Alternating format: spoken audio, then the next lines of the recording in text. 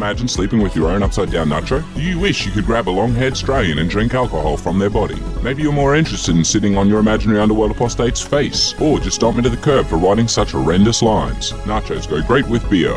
Now you can and more with these fantastic overpriced items from the great range on sale in Nacho's Underworld Market. Your nachos are always best with beer. Pick up your very own upside-down pillow, throw an apostate on your stretch pants, or slap on some yowie socks and just walk all over me. Your nachos always go best with beer. So grab Australian mug, wrap your lips around it, and suck dry those glorious liquids. Everything in stock is limited because I get bored and change it up all the time, so get yours now. As always, ensure to thoroughly beer your nacho. Go to teesprings.com/store/nachos Underworld Market to grab your very own nacho now.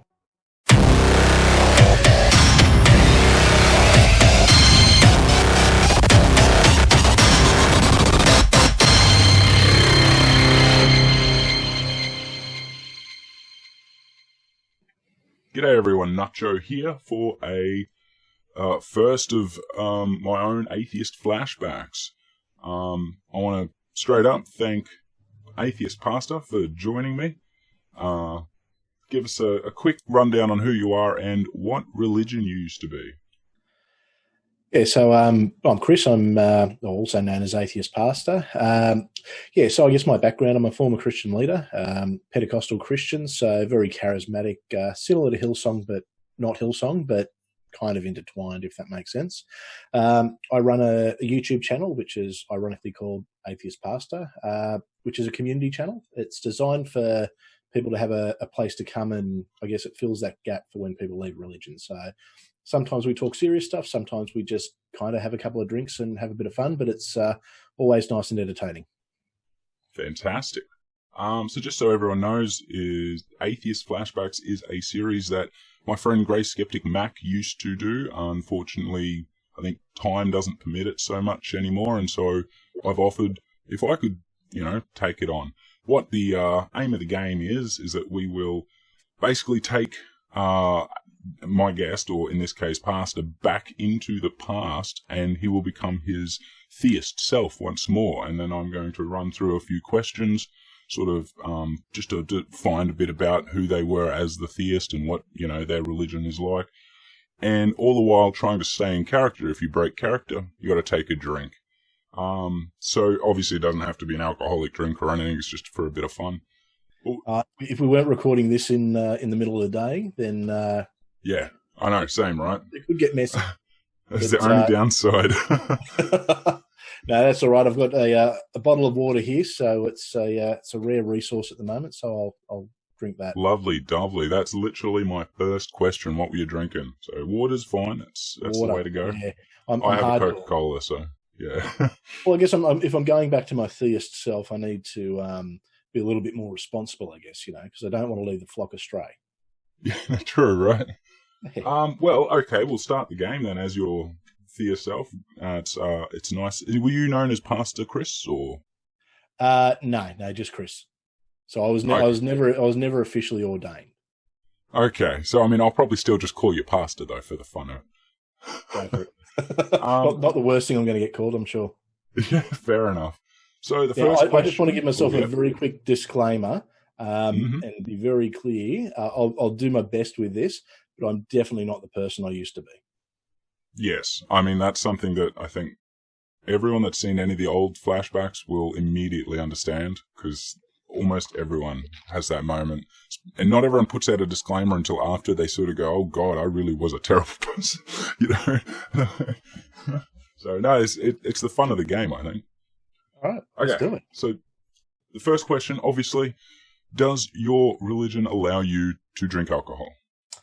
Yes, it does. We don't encourage drinking in excess, but we're not teetotalers. We will get together, especially with our men's groups from time to time, and have a beer or two.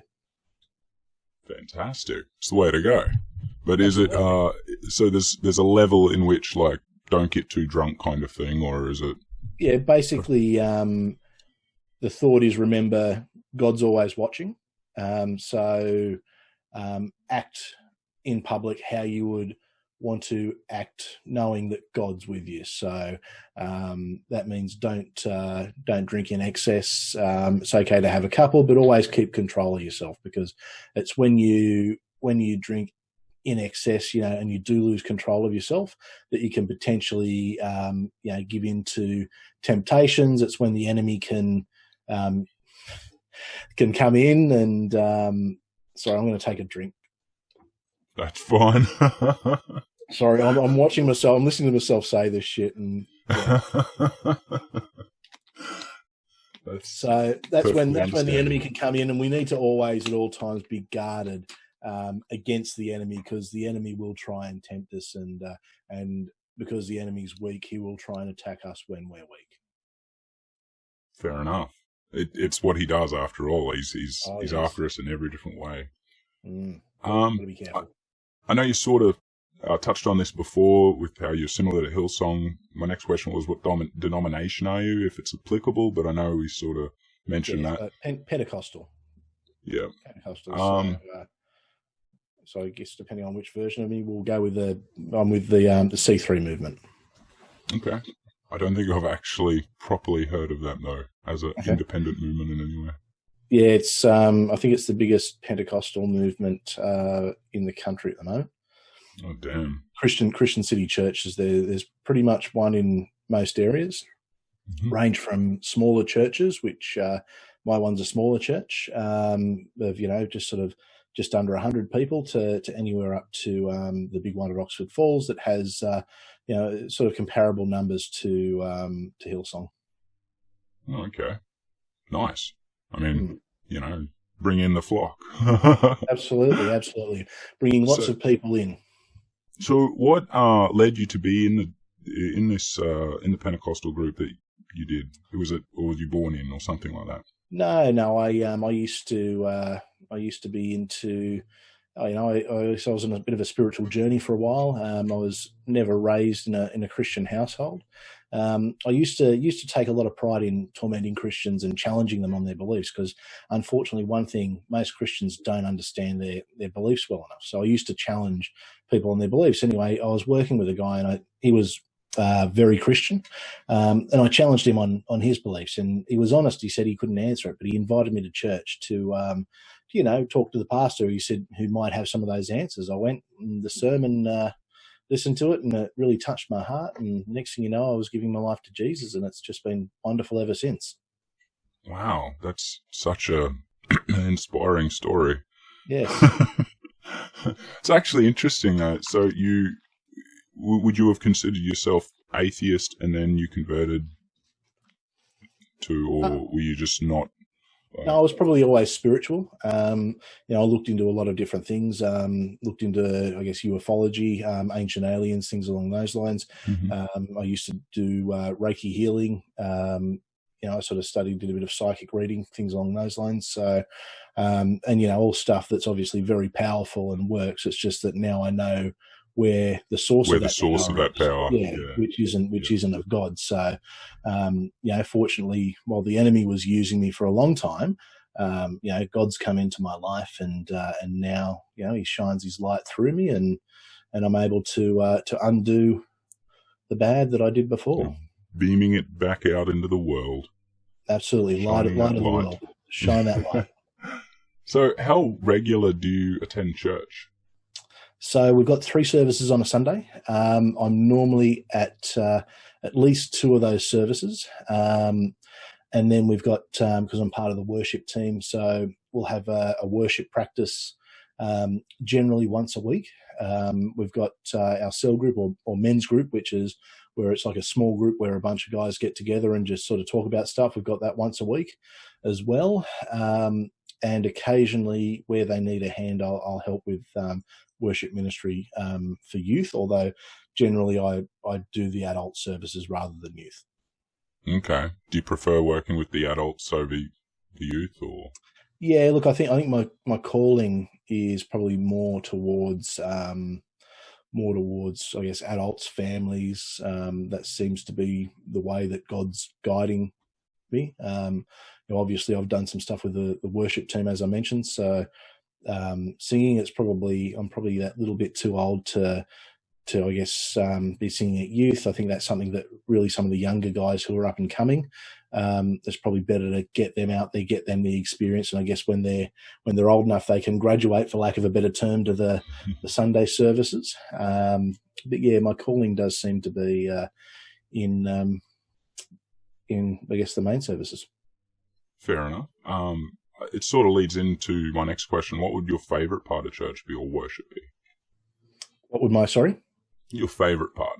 Like what what's the one specific role or something that you did that just got, you got up in the morning to do that? You know what? I love just learning from the Bible, reading from the Bible, talking with other people and discussing it, and really kind of digging in deeper and just gaining that better understanding. That's kind of what really drives me. Nice. That's very cool. Whoops, mouse run away onto the wrong screen. Okay, so we'll ask a few questions about the actual beliefs. And so the first one is, what was the beginning? So like, sort of explain your religion's creation story. Like, are they young Earth creationists, or? Well, there's a couple of different theories. We don't really hold to anything in particular. I guess probably most people would believe in what's called a young Earth creation model, which I guess I would probably lean towards. However, I don't discount the possibility of an old Earth creation model. At the end of the day, I think it's something that's not really overly important. The main thing is, I guess the message and the good news about Jesus. That's the important thing. I think some of the little theological bits and pieces, there's things I know I've got right, there's things I know I've got wrong, and you know what, one day I'll be up in heaven and I'll ask God and he'll fill me in. And then you'll know for sure. Yeah. So look, with the creation, it could go either way. I'm confident that it's probably a young Earth creation model, but I don't discount the fact that everything could have been created 6,000 years ago with a past, because what you've got to remember is God exists outside of space and time. It's true. That's true. Okay. Well, we'll sort of going a little bit into the Bible chronologically, or ish, I think chronologically. Do you take the story of Noah and the global flood to be literal? Yes. Absolute. No question. It's a literal story. It's a literal story. Yep. Fantastic. Don't need any more explanation, I suppose. What about the Exodus, the Egypt, the 10 plagues? Yeah, absolutely. And there's archaeological evidence that'll back up a lot of that. We do know that the pyramids especially were built by slaves, so that indicates evidence of slaves being in there. And while there's nothing directly that mentions it in the Bible, I think it's very easy to link the ancient Israelite slaves to the slaves that potentially we know that the Egyptians had that could have built the pyramids.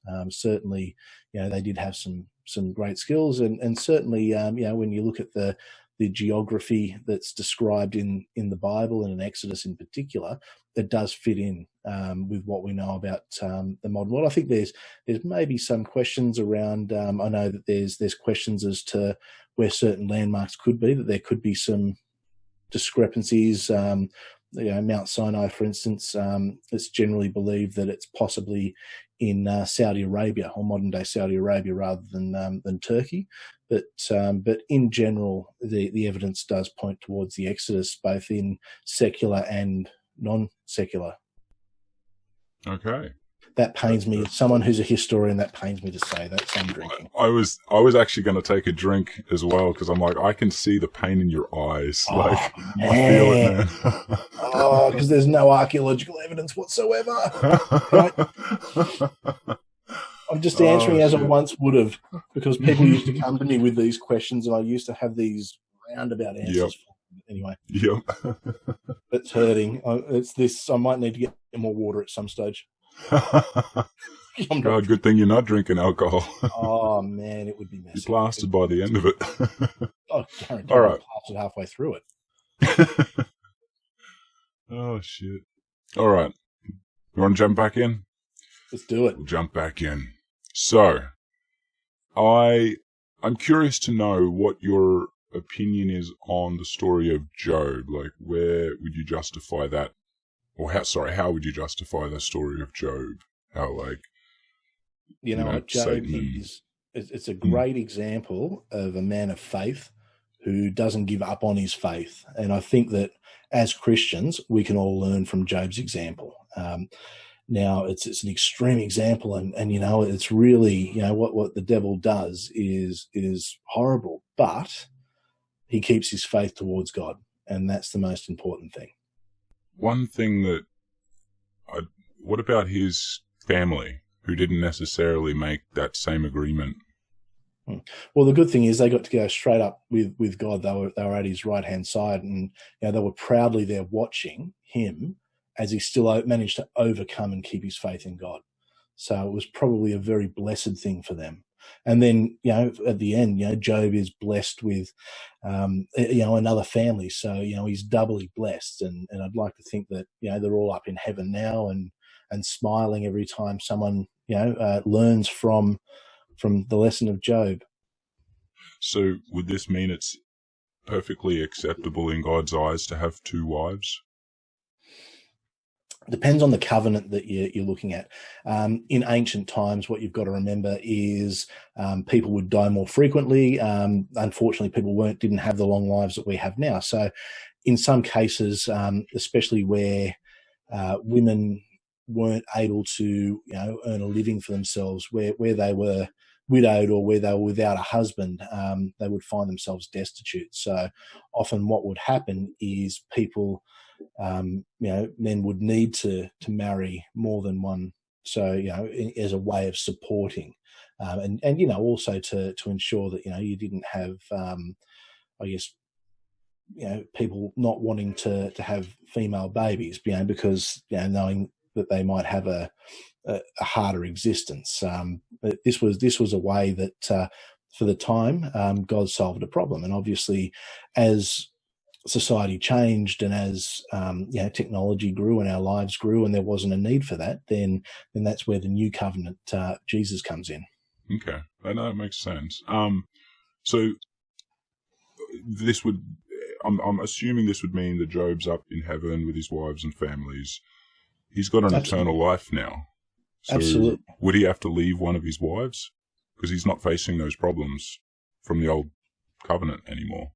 Well, it's a different situation. You've got to remember, when we're on Earth, it's very much we're in the physical realm, whereas up in heaven, it's the spiritual realm. So I would think that it probably operates in a very different manner. But look, you know what?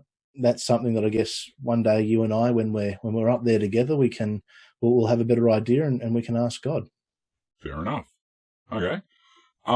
Well, I'll get back to where we were before. I left off with Job, and we sort of got on a really good tangent, I think, actually. But I want to ask about, this is going to be probably an obvious one, I think, but the Gospels and Jesus' resurrection. Is that something that's a literal story as well?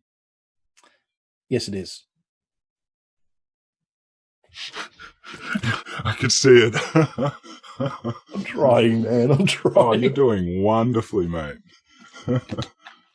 That's the aim of the game, you know. You're doing well. What do I win? I don't know. A brand new King James Bible. Yeah, something like that. Stairway to Heaven. Yeah, that's the one. Oh shit! So yes, the Gospels are literal. Absolute literal. Fair enough. And the apostles, are they Jesus' contemporaries? The apostles? Oh, absolutely. Mm-hmm. Yeah. Mm-hmm. Okay. No, that's fair enough. What about revelations? What is your religion either way? How do they interpret the revelations, like the apocalypse and the rapture? Look, we don't focus a lot on Revelation. We do believe that the second coming of Christ is going to happen. We believe that that's imminent. I'm hoping that does happen within, and I believe it will happen within my lifetime. We do believe that in the rapture, we do believe that there'll be 7 years, and then there'll be the new heaven and the new earth.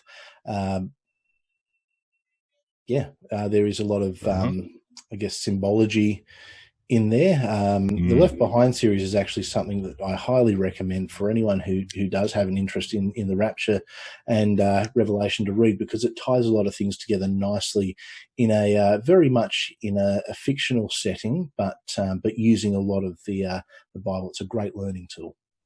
Okay, that's a television show, right? Well, it's a series of books. Oh, books. I thought. However, a very famous actor by the name of Kirk Cameron, you might know him from Growing Pains, acts in one of the movies. He's actually a born-again Christian, runs a ministry. Oh, true. No, I did not know that. Yeah, he's $100 note with a link to his website. I shit you not, I used to do that. Damn. Okay. What does your God consider good or bad? Or like, what is the worst or most unforgivable sin in your God's eyes? Look, according to the scriptures, blaspheming the Holy Spirit is the worst, the most unforgivable sin. But look, in general, all sins are equal. I mean, all sins are disappointing in, I guess, in the eyes of God, and that's why He's given us the instructions, so we can live without that sin, and we can do our best to live Spirit-filled lives. That's fair enough. So it's like everyone, even though we all sin in our own ways, we all have that equal opportunity to be saved. Yeah, look, none of us are perfect. In fact, we're imperfect beings, and we were designed as imperfect beings because God wouldn't want a relationship with robots. He wants, real, genuine relationships. So when people come to Him, He knows it's not because they're forced to; it's because they choose to come to Him and to have a relationship with Him. So we're all spiritual beings, and it's when you give your life to Christ and you allow the Holy Spirit to flow flow within you, it takes you to a new level and a new understanding.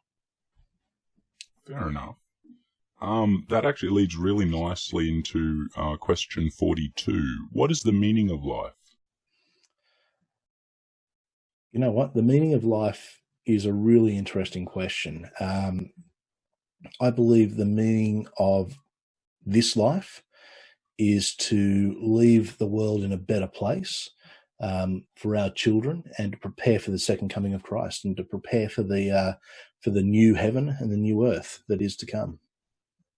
Okay, and so is that going to be, because you say this life, so is that another life, or potentially for some they might live through the event, let's say, but it would be a different set of circumstances or something? Yeah, well, look, it obviously depends when it happens. I mean, so if it were to happen tomorrow, I guess, the rapture happens, then there's 7 years, and then at the end of that, we get the new heaven, the new earth. I guess so I'd probably get 7 years in the original heaven, which, I guess that'd be really good. I'd love to see the original heaven before going to the new heaven, the new earth. It should be fun.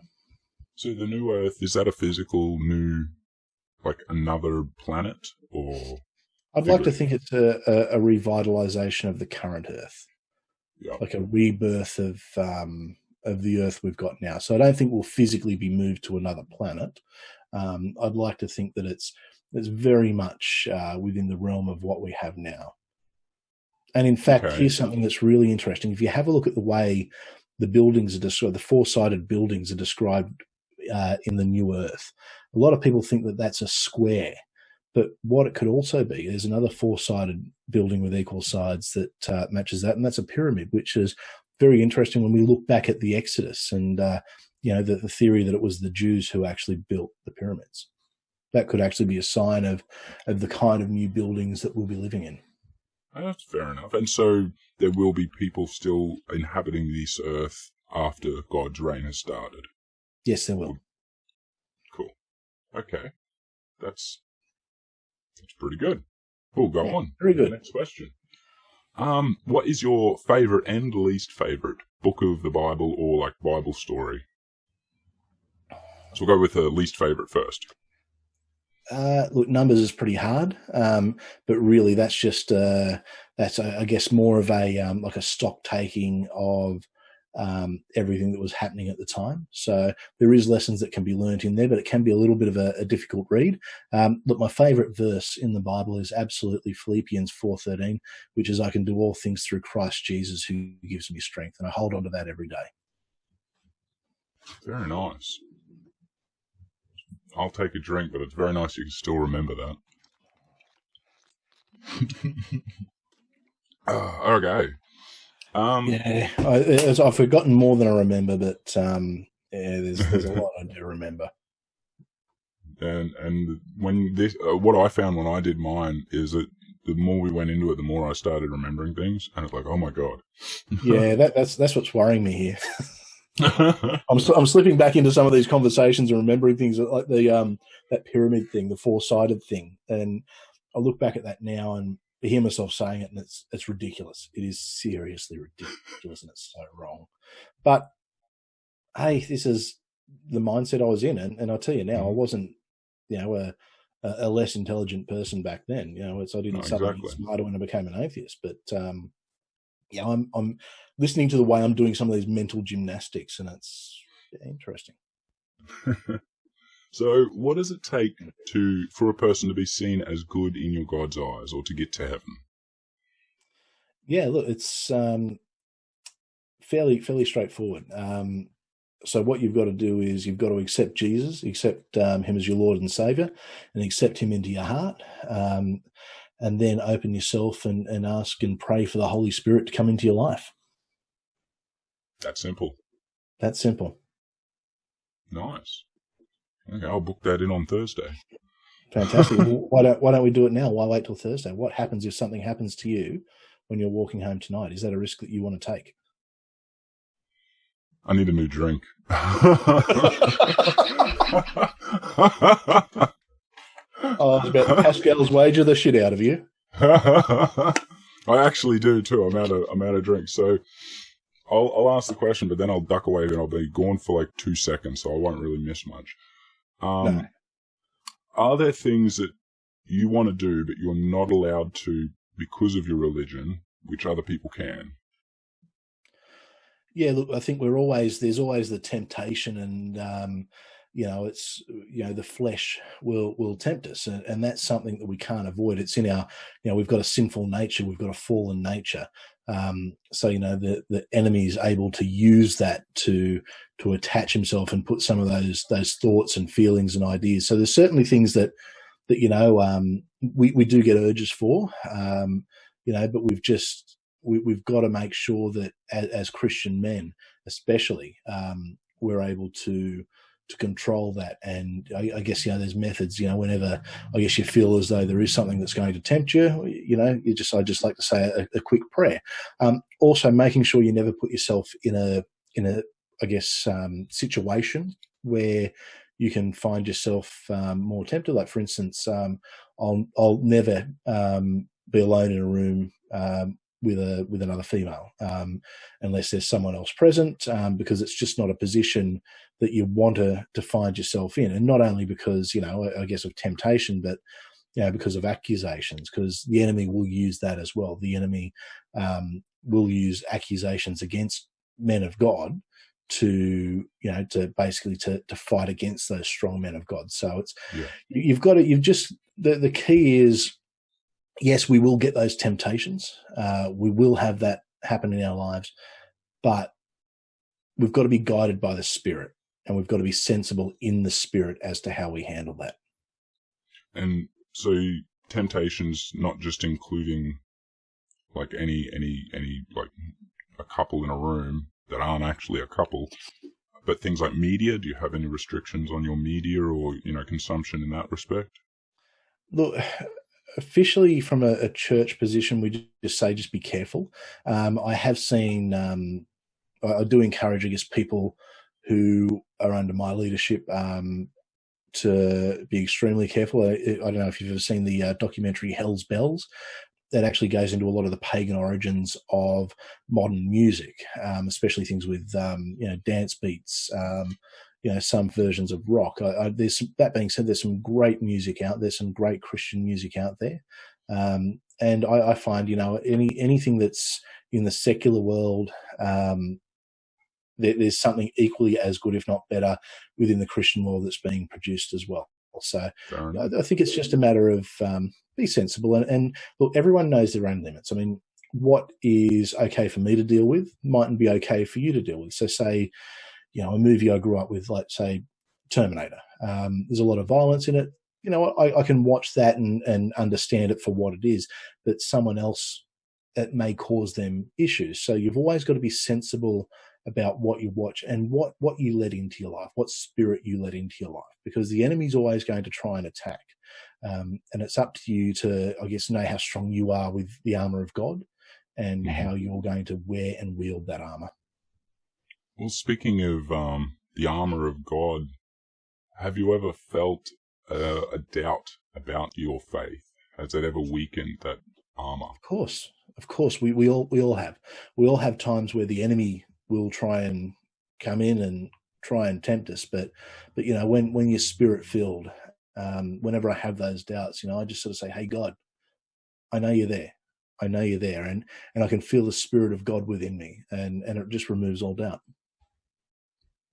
Have you got any particular time that you remember, like, I don't want to say a favorite, but a memorable time when you converted somebody into your religion? You know what? One of my best friends. So what was happening was he was very much a non-believer, very, I would probably say atheist in his beliefs.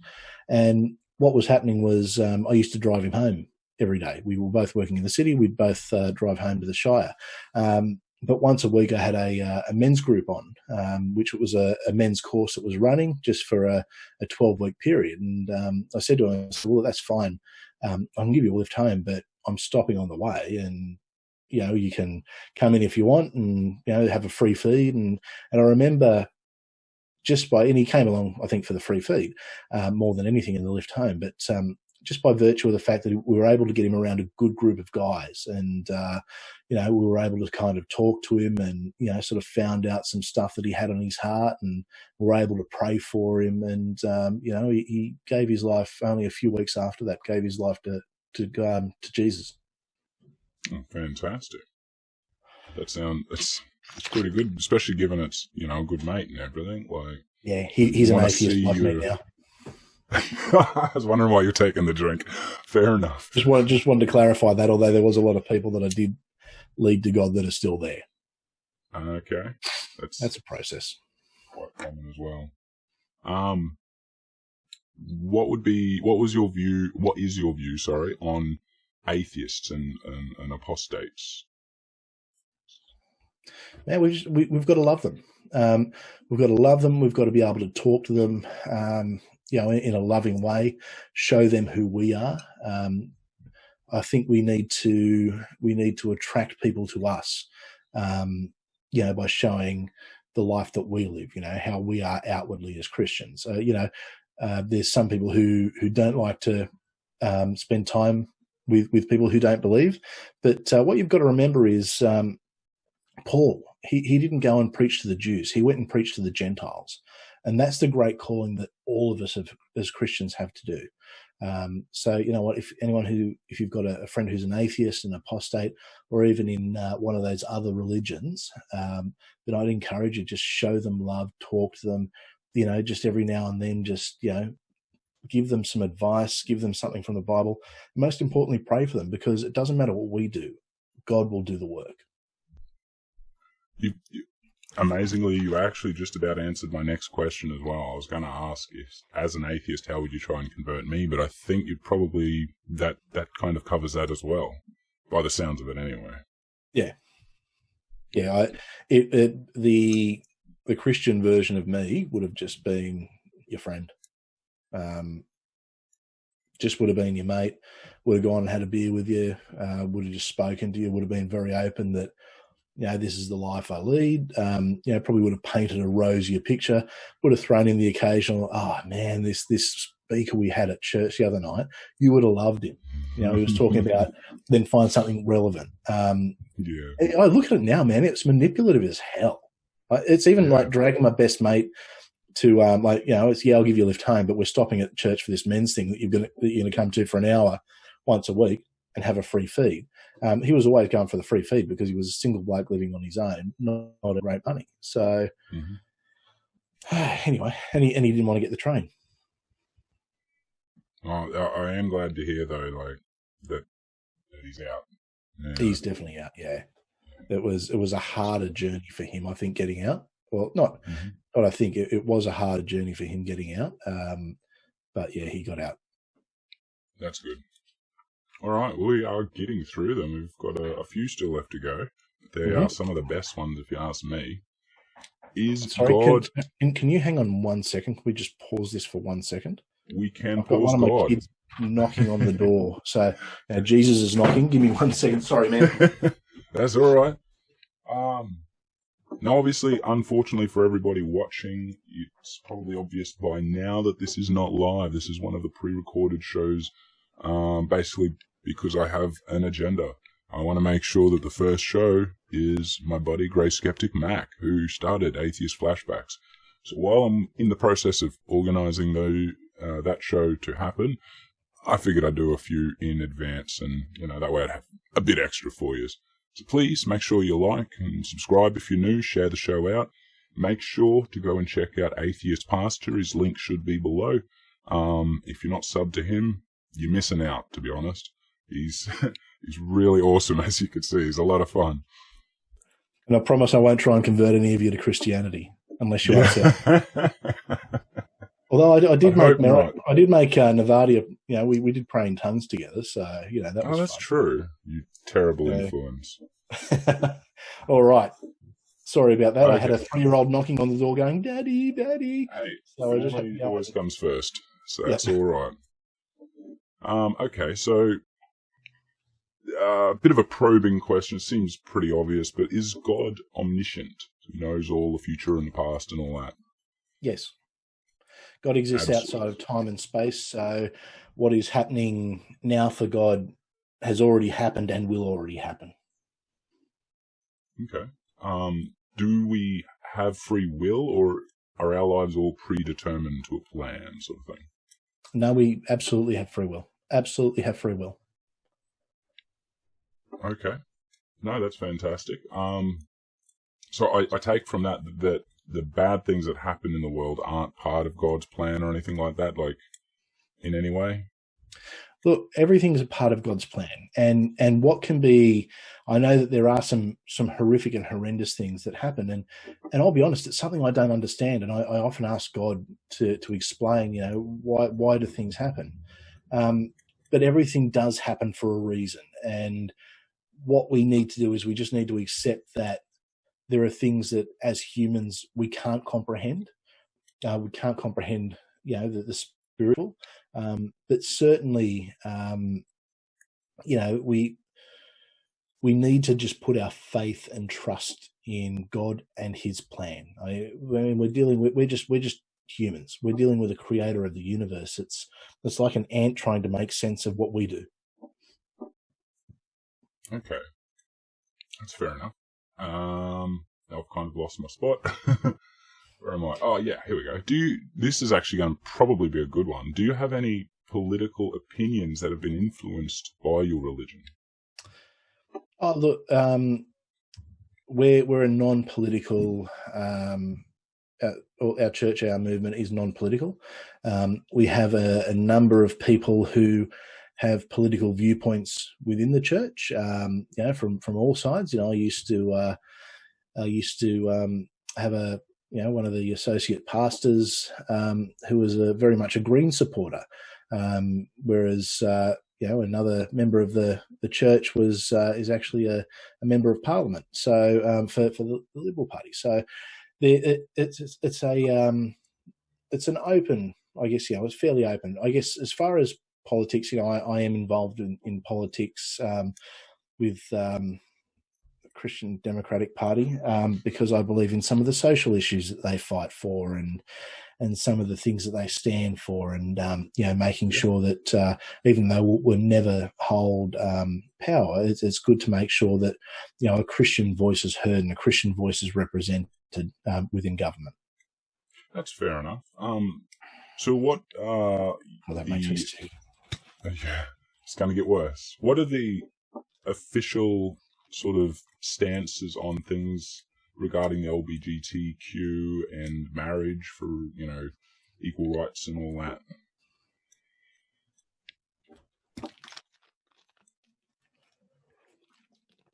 Okay, out of character, this is not me. This is absolutely not me. So as far as, I guess, people who are same-sex attracted, look, absolutely we understand that is something that happens. We understand that a lot of the time it's something that is out of the control of those people. But look, just like, I guess, any version of sin, sin is sin. And often the enemy will... This is hard.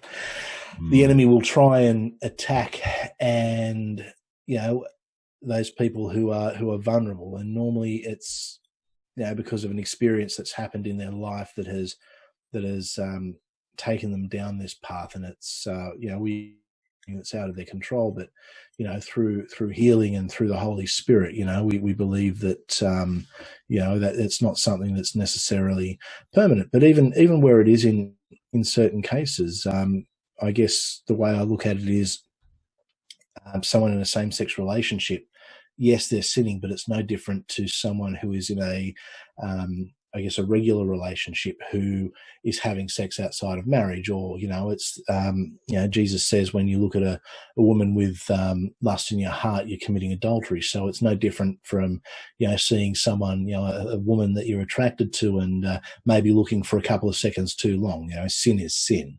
But at the end of the day, when you let the Spirit into your life, the Spirit's going to make those changes in your life anyway. And really how that happens, that is absolutely between yourself and God. Okay, so it sounds like he's a very open and not too judgmental in any way. Would two openly married men be allowed to join for regular service at your church? Well, in this era where I am a Christian, same-sex marriage is not actually legal. Okay, that's an interesting loophole. I'll grant you that. Yes. However, what I would say is that just because something is legal in the eyes of the law doesn't mean, or that the physical law, or the in this realm doesn't mean that it's legal in the spiritual realm. So, say for instance, if I were to go to a Middle Eastern country, it's illegal, for people to leave Islam. But does that mean you're going against God? No, absolutely not. In fact, we encourage people where it's safe to leave Islam and to embrace Jesus as their Lord and Savior. So the laws of this life don't supersede or don't override the spiritual laws that God has put down before us. Okay, but anyone is welcome into our church. The question, though. Yeah, anyone is welcome into our church. If a same-sex couple want to come in, absolutely, they are welcome, and we'd love to sit with them, and we'd love to get to know them, and we'd love to talk to them. We ask the same as we ask with anyone, just that they're respectful if they come in. So, just keeping in mind, the tenets of the religion, but absolutely, they're welcome, and we'd love to meet them and get to know them. And would this be pretty much exactly the same for a trans person of any sort? Yeah, absolutely. Wouldn't make a difference? Absolutely. It's, look, you know what? It's, once again, we welcome them in, and we want to get to know them. We want to welcome them into our community. We want to tell them about Jesus, and we want them to become Spirit-filled Christians. That's actually surprisingly open-minded, to be honest. Compared to, let's say, other religions I've heard of. Yeah, it was fairly. It's a fairly open and accepting religion until you try and leave it. Fair enough. Sorry, okay, that's a little bit. I was going to let it slide, but fair enough. So, what about women's rights and abortion topics? Is that Is abortion okay in the eyes of God? No, it's not. No, abortion. That was a hard no.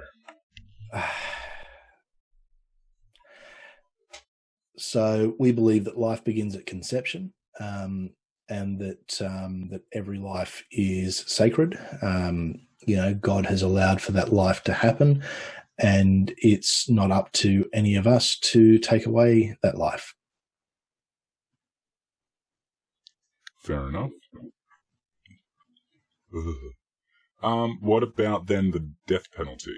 I take it then you're definitely against the death penalty. I am, yeah. I'm against the death penalty. I mean, that makes sense. It's a bit of an open question for people, no matter where they're from. But here in Australia, we don't really accept the death penalty, no matter what religion you are.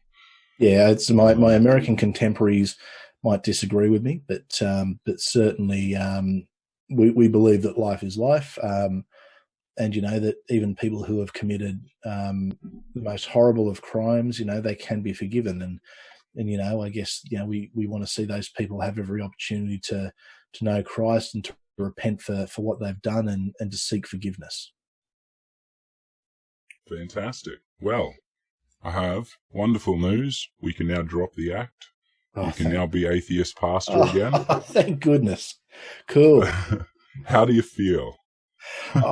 It's listening to some of the stuff, especially I got really uncomfortable with the LGBT stuff, because that was actually my view on that was one of the things that really led me out of religion. When we had the same-sex marriage plebiscite coming up in Australia, that was kind of my outing myself as an atheist, because I voted in favour of same-sex marriage, and I posted it on Facebook knowing the reaction that it would get me in particular. And listening to some of the mental gymnastics I was doing then to try and justify things, and knowing how I would have answered them in the past, and some of the things I believe that now I know are just completely false. Like, the Exodus never happened. The gospel's accurate. I mean, hell, I'm a mythicist. I'm not even convinced that Jesus existed. So that's not to say I'm stuck on that position, but I'm a historian, I guess, now in this after this post-Christian life, and I know how to read things. I know how to study things, and it's hard. It really is hard. It's sort of, it's almost like reverting, and the brain had to start doing, I guess, it's like using a muscle that you haven't exercised in a long time. Yeah. No, that makes sense. My head hurts. Yeah. I do have a couple more questions, and obviously they are for you now, looking back. Yep. This is going to be a pretty obvious one now, but what political views have changed since then? Probably mainly the social issues. I was a conservative when I was a Christian. I was a conservative before I was a Christian, and I'm still a conservative now. Just want to point out for the Americans who are watching, Australian politics is very different to American politics. Very, very different. I mean, we've got universal health care here. It's in my state, abortion laws, as in legalizing abortion, was just passed by our conservative state government. So very different. But no, I actually do have I hold pretty firm to my conservative views from an economic point of view.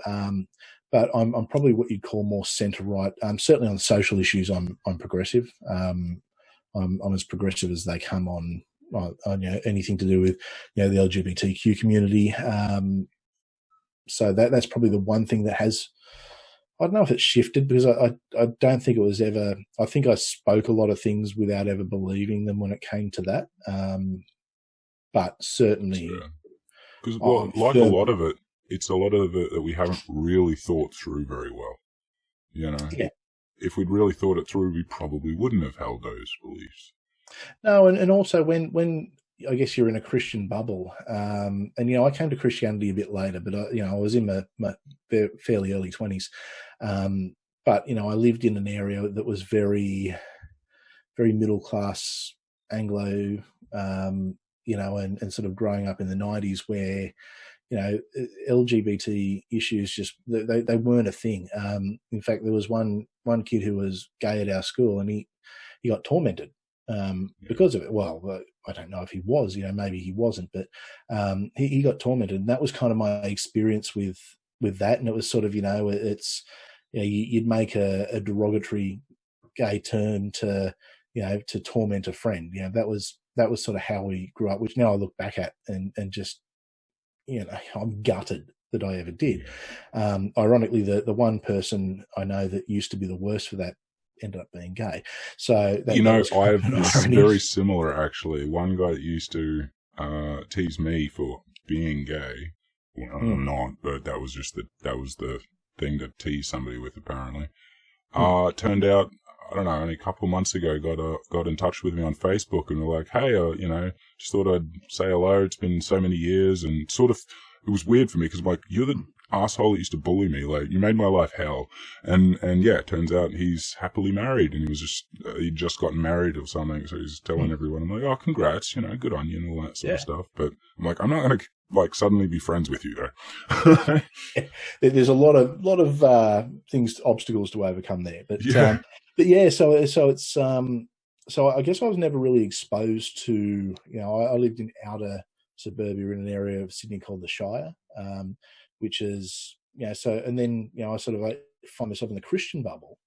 So the only thing we ever heard about, people who were same-sex attracted were the stories of people who had been, but had gotten out and had turned their lives around and given themselves to Jesus. So it was only when I actually started to meet people who were LGBTQ, that I guess I started to understand some of those issues a little bit more, and started to realize, well, hey, maybe this isn't something that people can control. It is something it's a way that you're born. It's certainly, it's an orientation.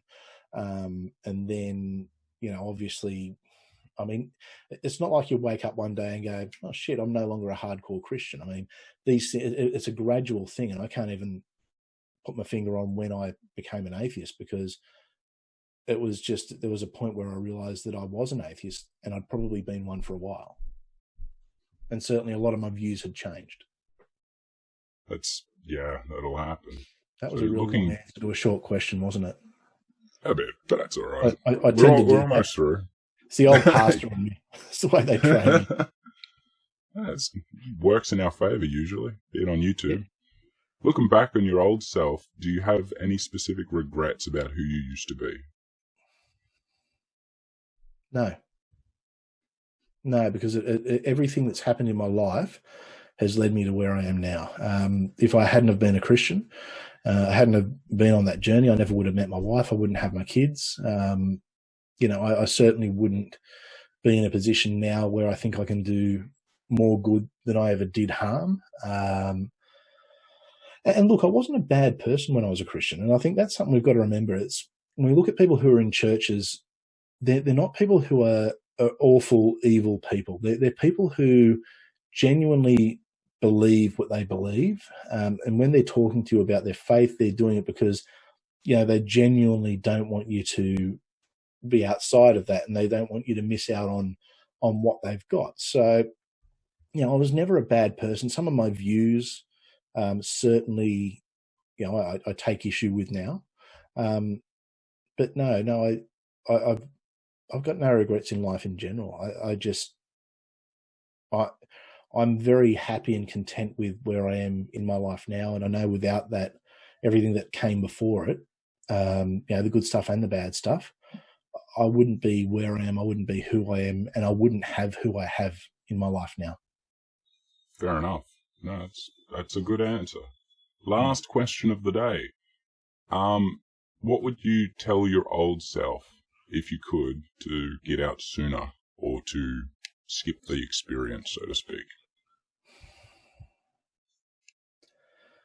I would probably just run a Bible study with myself and know exactly where to go. Go to all the stuff that basically gets skimmed over in the churches because it's just sort of shown as it's old covenant or not applicable to modern life. I'd probably go to a few of those things. but I guess I'd probably just sit down and just say to myself, hey, just let's think about what's going on here. Is this, how firm are you in some of these beliefs?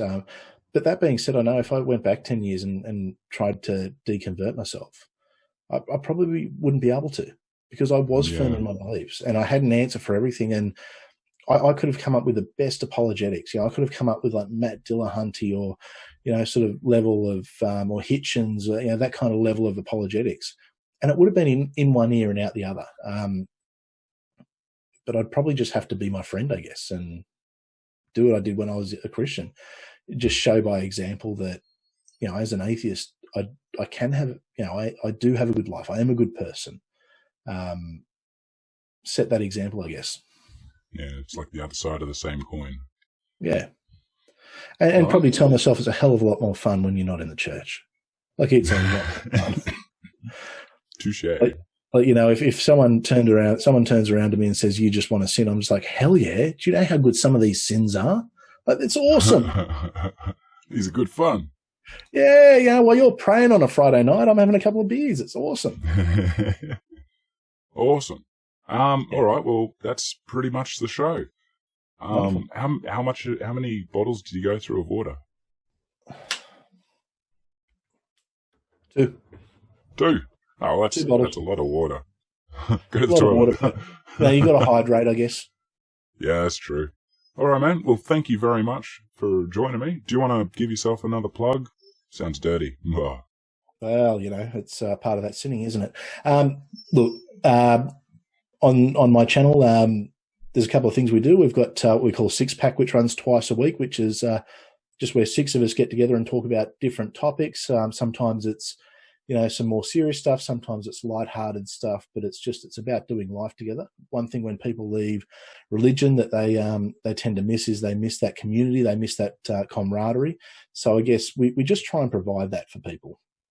I've also got a new show that's coming up called Community Conversations, which is just where I have a chat with people in the community and see who they are and why they do what they do. But what I always say to people is, if you have any questions, if you're someone who's trying to get out of religion, or someone who's trying to get out of religion and you want to talk, hit me up. Alternatively, if you're someone who is in religion, you want to try and save my soul, I'm happy to have that conversation too. Fantastic, man. All right, everyone should know who I am, NotJah Witness. Just like, share, subscribe, do all the wonderful things like that. And again, thank you very much, Pastor, for joining me. And absolute pleasure. We'll be out. Do you have like an outro or anything for your channel, or? I normally just do that, and that's it. I keep it simple. Nice. I'm a simple man. I keep it simple. All right, we'll catch everyone around, and I'm pretty sure I'm going to have a lot more of these coming. So keep your eye out. Peace. See ya. Oh God, what have I made? Nobody will want this stuff. Oh, wow. NotJah, is this your Teespring store? Yeah, I just threw some simple, silly designs together quick. It's nothing special, just some funny, overpriced things on Nacho's Underworld Market. Oh, look at this. This is super cool. You can get a hoodie and many other style of shirts. Not just shirts, but some great Yowie design stretch pants too. And who wouldn't like an awesome coffee mug? Or an angry Nacho throw pillow for your couch. Everyone wants one of those. Payment online is the best way to pay you. Well, heck, Jen, thanks. Here's all your awesome Nacho merch. Check out Nacho's Underworld Market on Teespring today. I believe in Jah. I believe in Jah. Come on, everybody.